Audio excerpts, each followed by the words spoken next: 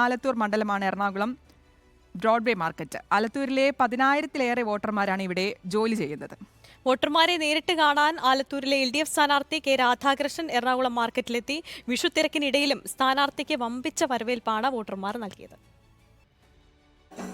പോലീസുകാർക്കെന്താ ഈ വീട്ടിൽ കാര്യം എന്ന് ചോദ്യം, സ്ഥാനാർത്ഥിക്കെന്താ കൊച്ചിയിൽ കാര്യം എന്ന് ചോദ്യം.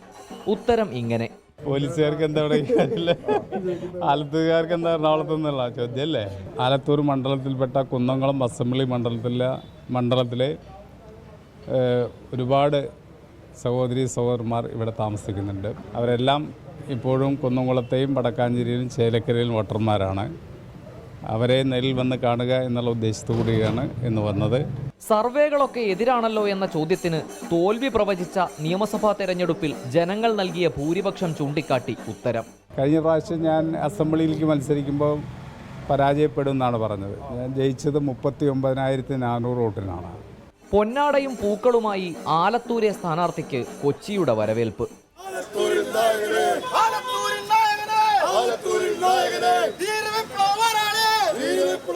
ആലത്തൂരിലെ 10,000-ഓളം വോട്ടർമാർ ജോലി ചെയ്യുന്ന സ്ഥലമാണ് എറണാകുളം ബ്രോഡ്വേ മാർക്കറ്റ്. വിഷുത്തിരക്കിനിടയിലും ആലത്തൂരിലെ LDF സ്ഥാനാർത്ഥി കെ രാധാകൃഷ്ണനെ കാണാൻ നൂറുകണക്കിന് യൂണിയൻ പ്രവർത്തകരും സഖാക്കളുമാണ് എറണാകുളം മാർക്കറ്റിൽ തടിച്ചുകൂടിയത്.